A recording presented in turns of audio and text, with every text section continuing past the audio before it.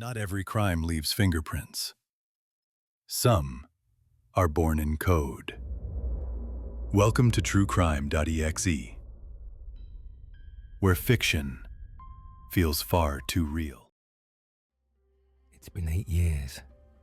8 years since 27-year-old Emily Carter walked out of her apartment in the quiet town of Pine Hollow and never came back. What began as a missing persons report quickly became one of the most haunting mysteries the region has ever known. Despite hundreds of tips, dozens of searches, and a case file that now fills an entire cabinet, Emily's fate remains a mystery. Tonight, we take you through the last moments she was seen alive, the desperate search that followed, and the chilling theories that still divide investigators to this day. This is the vanishing of Emily Carter, Pine Hollow, a picturesque town in northern Vermont. Rolling hills, dense forests, a place people move to for peace and safety. Crime here, rare. A stolen bicycle maybe, a drunk driver every once in a while. Murder or a disappearance, unthinkable. Emily Carter was born and raised here, a veterinary assistant at the local animal clinic. Friends described her as fiercely independent, yet deeply loyal. She had a close circle of friends, a protective mother, and a boyfriend, Ryan Coleman. On the surface, life was good. But just weeks before she vanished, Emily confided to her best friend Hannah that she felt like someone was watching her. Late-night walks home from work left her uneasy, and then there were the text messages from an unknown number. She brushed them off as a wrong number. She never showed them to anyone.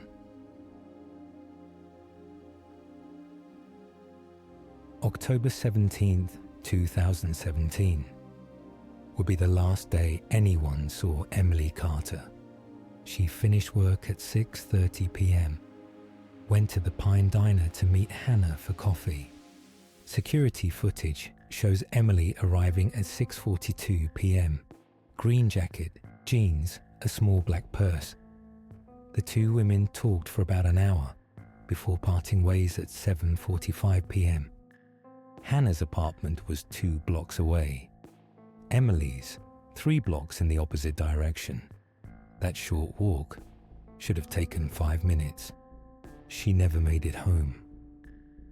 By 9 p.m., her phone went straight to voicemail. By Saturday morning, she'd missed her shift at the clinic. That was when Hannah went to check her apartment. The door was locked. Her car was still parked out front. Everything inside looked normal, except for one thing. Her cat, Milo, hadn't been fed. Early investigation. By 1 p.m. Saturday, Emily was officially reported missing. Police began searching immediately, retracing her route home, knocking on doors. One elderly resident said she saw Emily walking quickly around 8 p.m., followed by a man in a dark hoodie. She assumed they were together. Security footage was scarce. Most cameras were off after business hours, but one, from a small law office, captured a blurry figure standing on the corner of Birch and Willow at 8:05 p.m. No one could identify him. By Sunday, over 50 volunteers joined the search. Woods, riverbanks, trails, nothing. Boyfriend under scrutiny. Like in most cases, police first looked at those closest to her. Ryan Coleman, her boyfriend, claimed he'd been at home gaming with friends. Phone records mostly backed him up. But there was one problem. He told police he called Emily twice that night. Records showed he called her 6 times between 8:15 and 9 p.m. Ryan admitted their relationship had been rocky, but searches of his apartment and car turned up nothing. He was never named a suspect, but he remained under a cloud of suspicion. The anonymous tip. 3 weeks later, an anonymous caller claimed to have seen Emily, not in Pine Hollow, but 25 miles away in Ridgeford. He said she was at a gas station around 10:30 p.m., looking scared and accompanied by a man who kept his hand on her shoulder. But by the time police checked, the footage had already been erased. No employees remembered seeing her. The caller never phoned again. His number, a prepaid cell, paid for in cash, a break in the case. 6 months later, a hiker in Hollow Ridge Forest found a torn piece of green fabric.